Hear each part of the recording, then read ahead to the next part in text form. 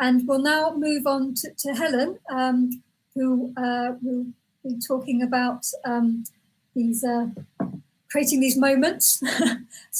And Helen is from the Inner City Seed Store. So yes, Helen, happy to pass over to you. We've got just around 20 minutes or so. So I think you're going to talk for about 10, and then we've got 10 minutes of questions. So again, I'll bring you back into the main screen, and we can have some time for questions after you've spoken. So I'll pass over to you, Helen. Thank you. Okay. Brill. Okay, so hopefully you can see this and you can hear me. So I'm Helen from Inner City Seeds. This is my presentation called Creating Small Moments of Awe in the Urban Environment. And I wanted to start off this presentation with a picture I took of quite a common plant found in a back garden in Mantle in Plymouth called Lady's Mantle, which I'll come back to later. My name's Helen Moore, that's me on the left. I'm a community gardener in Plymouth, and I work as a gardener as well.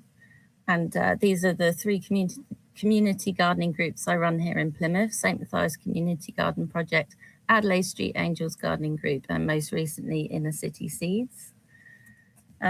Today I'm going to talk briefly about the benefits I've experienced firsthand of working with nature, and how I think even the smallest interaction can be a really important therapeutic tool when incorporated into the treatment of mental health conditions, but also as a way to maintain the mental wellness of the wider population. And I'll be talking a little bit about the plant fingerprint idea to create small moments of awe in the existing urban areas we live in. This is the St. Matthias garden before we did much work on it. It was never my plan to be a gardener or a community gardener. It's definitely something I stumbled across. And my background's actually in the arts. So when I moved to Plymouth 4 years ago, I worked in a cafe. I had no friends here and no family, and my main aim was survival. Unfortunately, I lost my job at the cafe due to my mental health problems. And I noticed the church garden opposite me was being used for fly tipping, so I volunteered to give my time to keep myself busy. And I found myself spending most of my time in the garden. And then shortly the church advertised it as a gardening group, which is how the St. Matthias Gardening Project came about in Mantle. And here are some photos of it afterwards, how it's changed, and the volunteers and the different little bits and bobs we've been up to. As I mentioned briefly, I have mental health problems, so anxiety, depression, and pure OCD, which are very common. And I was never looking for a cure for my mental health when I started volunteering. But for me, gardening has definitely become a journey into my own healing. And I've suffered with mental health problems for many years, and only found small effective help through the traditional methods of treatment, such as medication and counselling. And this discovery on how it helped my own mental health problems has given me the enthusiasm to offer spaces to people to garden and interact with nature, and a passion to share this experience with other people who have mental health problems. And it's really become a passion and a necessity for my own well-being. So there's been many studies and research into the positive effects of spending time in nature, and the positive effect it has on our mental well-being. Being outdoors has been proven to help with the immune system, rumination, anxiety. It decreases your heart rate, blood pressure, and changes adrenaline and cortisol levels. And just the positive effects of viewing nature, whether in person or online, has been extensively studied now. And it has been suggested that one part of this is something called fractals, which you may know about, which is the repeated patterns that can be found in nature. This is one of my favorite ones, which is a Romanesco broccoli, which I think is very beautiful. And even playing in soil for 5 minutes has been proven to activate the parasympathetic nervous system. And that's very important because that slows our heart and breathing rates. It lowers our blood pressure and promotes digestion. And it puts our body into a state of relaxation.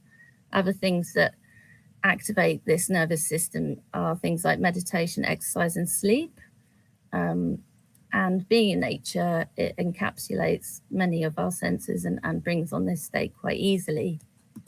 So the chemical, they found the name of the chemical, which you smell after it rains. And there's this beautiful smell that comes about. And people often think it's from the grass, but it's actually from this chemical called geosmin. And it's really interesting because we're not very well known for our sense of smell as humans, but it is reported that we can smell it at levels as low as 100 parts per trillion, which is quite impressive, I think.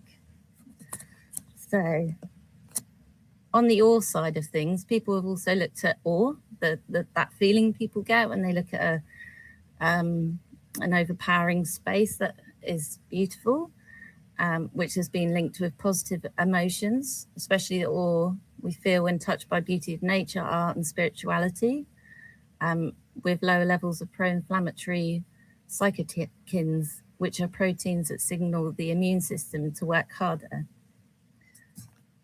So just a little study I wanted to bring in, linking increased urbanisation with increased mental health problems, from the PANAS research paper I came across.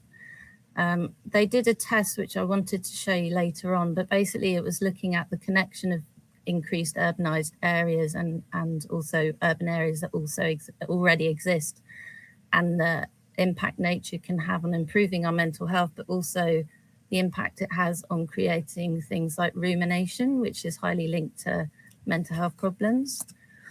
And it says 50% of people now live in urban areas, and by 2050, this proportion will be 70%. So it's quite an important thing to know about. So OCD, anxiety, depression are all linked with rumination, and rumination has been proven to also lead on to mental health problems. I was also going to mention the Plymouth Report quickly, which you can find online, which is from the Plymouth City Council about Plymouth as an area. It's one of the most significant parts of the southwest in terms of the size of it, and how built it up in an urban respect. It currently has a population of 263,000 approximately, and this is estimated to grow to 274,000 by 2034. And Plymouth and the southwest seek to deliver 26,700 new homes. So there's an increase in population, increase in urbanisation. And that's where I was living.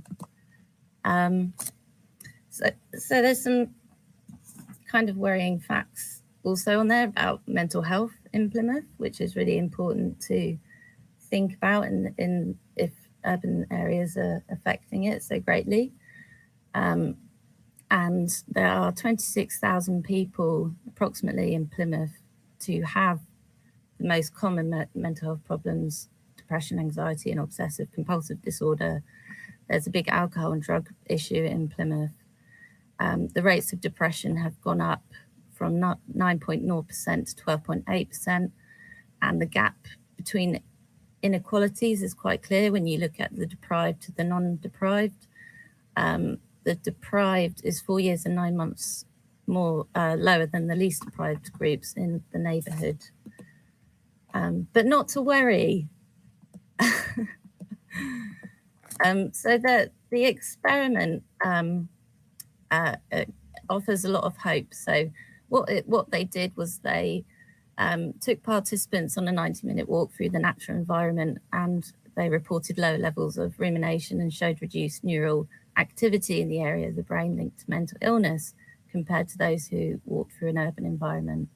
And what was interesting is they actually did this experiment on mentally healthy patients. So not patients, people from the community. So it was looking at ways in which we're all open to mental health problems as well.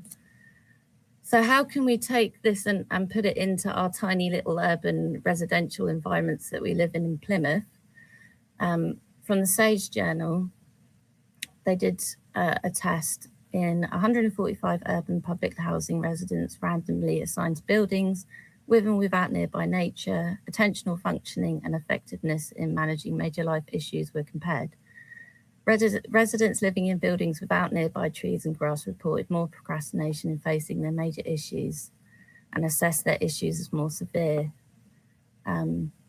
So this can be done on a smaller scale as well. So this is Wantage Gardens. Oh, right, okay. My time has gone off. I'll be quick. This is Wantage Gardens that I've been working on with Inner City Seeds. And we're looking at these existing spaces that aren't really tended to. And this is the work that we did afterwards. Planters, lots of new plants, diversity.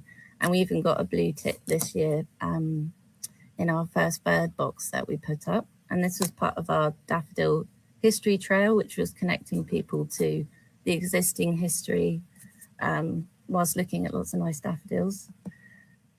We planted lots of daffodils around the centre of a roundabout that's not really looked after in the area of Stonehouse.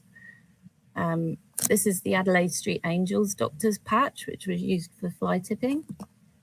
And this is how it looks now, which is it's looking really lovely.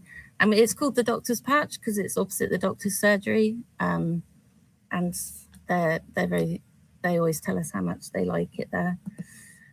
But what's equally as important as these spaces, like being green and nice to look at and all of that sort of thing, is that they are cared after by the community, and people are seeing their community outdoors, working together and looking after their environment. And this is a close-up of the Doctor's Patch. So this is the Daffodil History Trail, of which you can get a map online for free if you want to follow it. And we've been running some history walks with local historian Richard Fisher, who knows a lot about the area. And here are some pictures of him and the daffodils during the walk. I think of the most obvious example we can talk about most recently is COVID, in terms of people turning to nature for mental health release, help with staying sane. And I found this from the Office of National Statistics, which I thought was quite interesting. So charities such as the RSPB and the Wildlife Trust saw spikes in web traffic in the first national lockdown.